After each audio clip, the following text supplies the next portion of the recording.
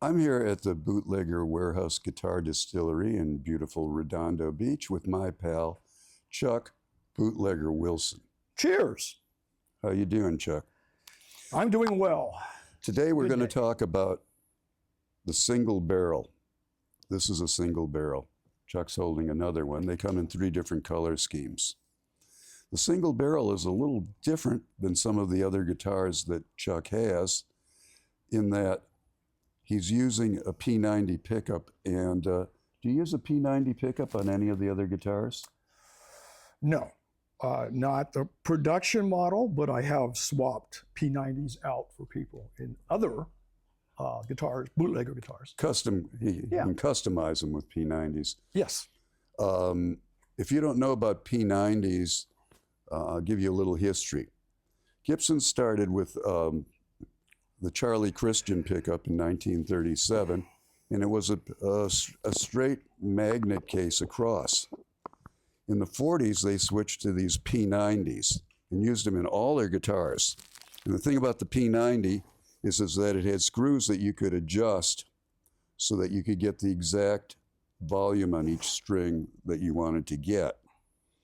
In 1955, though, the humbucker came out and pretty much replaced all the P90s. The thing about the humbucker was that it canceled out all noise, but it had a different sound. These P90s have a beautiful top rock sound that's hard to duplicate. When punk rock came out, some of those bands like The Clash liked the sound of the P90s. And currently the P90s are having a resurgence because people realize this might be the best sounding rock pickup in the world. So I'm in love with this guitar. You want to tell me a little bit more about it? Well, what's interesting about the pickups to start, I guess, is that the humbucker was designed as a cleaner sounding pickup. It canceled noise. To cancel the noise that people, I think the P90 pickups have improved since then, so perhaps they're not as noisy. The P90s actually have a cleaner sound but more noise. Okay, because the humbucker is kind of a dark sounding pickup compared to this one. That's why these are getting favored again. Yeah. Okay. Well, interesting. So, this single barrel has a custom metal pickguard. I can discuss that later, but it's still the basic single barrel. It's a mahogany body, solid body top, real F-hole, and a single cutaway. Very much reminiscent for me of the guitars I played and saw as a youth. We have a maple fretboard, a maple neck, a graphite nut, and Grover tuners, 3-way switch, which is all you need between the P90 and the single coil, or both, tone and volume. And it's just a distinctive sound difference between playing the P90 on the neck to the single coil on the bridge. Also, it does have what I like to do. It has 6 individual string adjustments, unlike the old Fender, which was 2x3, which was 2 strings per 1 adjustment. So that's better for intonation, and it also has a string through body construction, which I love. I like that too. Yeah, it does give a little bit more resonance. I've had guitars where you had to stick them through here, and it was really hard to do it. It's like threading a needle, you know. Yeah, whereas these holes in the back are big, and you can just shove it right through. Yeah.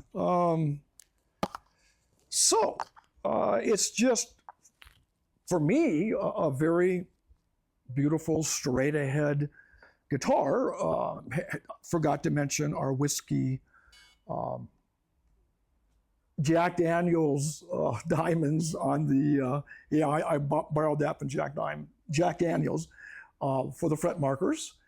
And it's very, I see some guitars as being very masculine. I always thought this is a beautiful feminine body shape, but it is a beautiful single cutaway. And it's an altered violin shape is what it really is. Yeah. Well, that's exactly what we saw as kids, right? I mean, They were That's what violin makers who started making electric That's what the guitars. first guitars were. Right. So, but it's distinctive sounds. I mean, you get a single coil Fender twang, and then you get the Gretsch P90 on the neck rock tone. I've chosen a couple of clips off the internet. And people are always reviewing these guitars, and we're going to play those right now. Both of them show this guitar as the real Roadhouse rocker that it is. I think you'd be very impressed with these. So we're going to play those, and then afterwards come back and talk some more.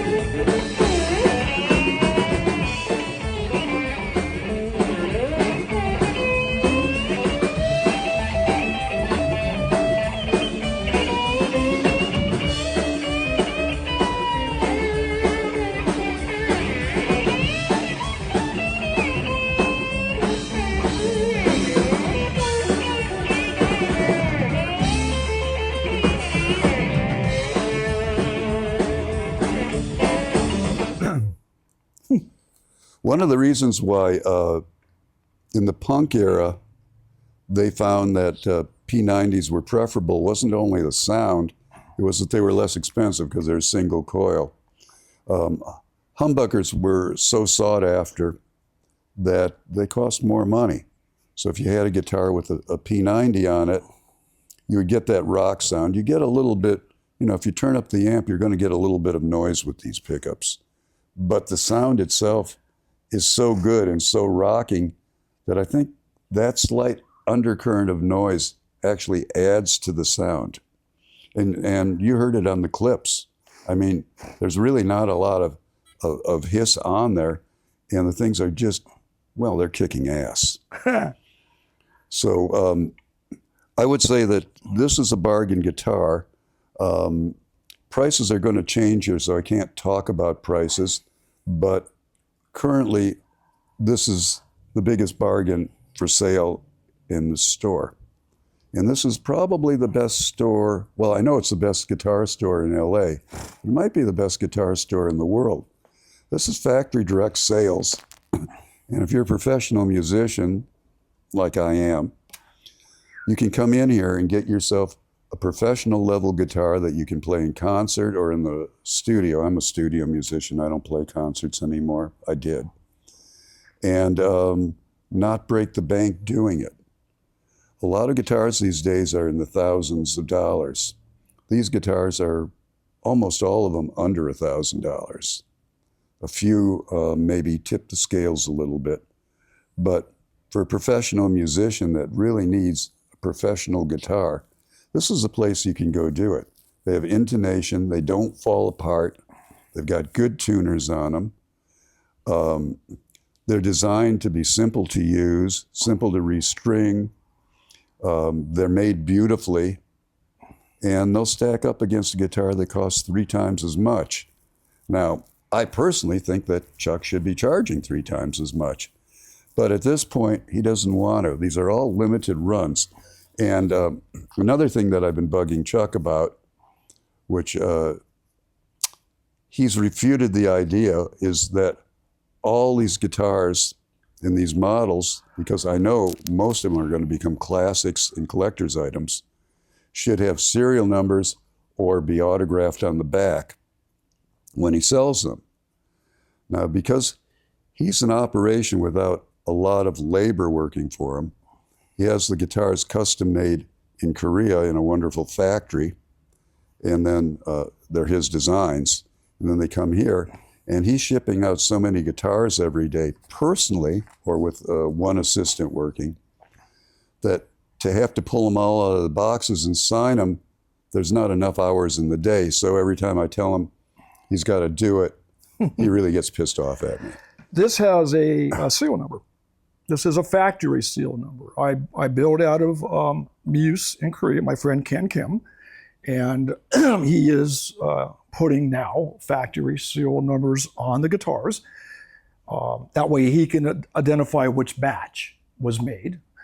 I will sign any guitar, and I am now sending out, because of this good advice, on my card that talks about the guitar. I'm signing it and putting a date on it, so you are able to have a signed document from me with a date on it. And if you ask me specifically, I'm a little leery of signing guitars because some guys don't want a guitar signed.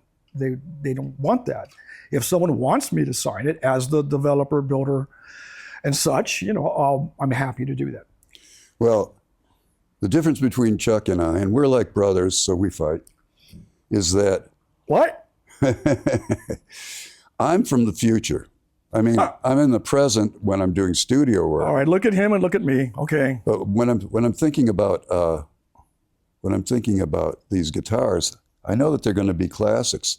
Guitars are good investments.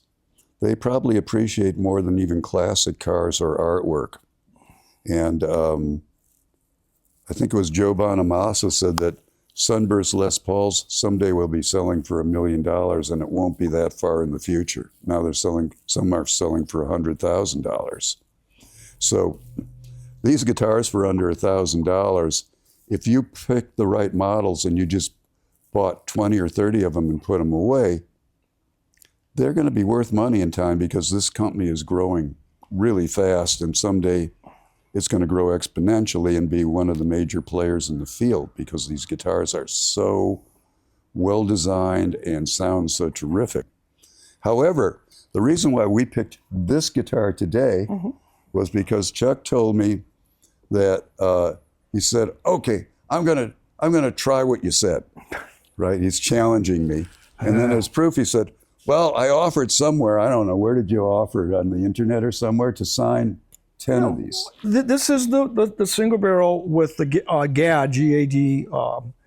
They're a really good metalwork company up in Los Angeles. They're friends of mine. So I have 10 of the single barrels. With the GAD? With the GAD metal work, Okay. like this is copper. I never played one with the GAD. Yeah. I imagine it sounds the same though, doesn't it? I haven't heard any difference, but if I was some big company, I'd be saying, "Oh yeah, the sound is, this one by itself sounds so much better." But Well, I'm going to play one, but I haven't played it yet. so which is simply a metal pickguard, and I'll say it's beautifully aesthetically. I don't know. So where are you going to changes. sign them? On the pick card? I'll sign it on the pickguard, and I'm doing allotments of 10 at a time. And the first allotment I introduced out to the bootlegger family. I think I'm at number 3 right now, possibly. I don't have the records in front of So me. you that only I've have signed 7 left? of the first allotment. Yeah.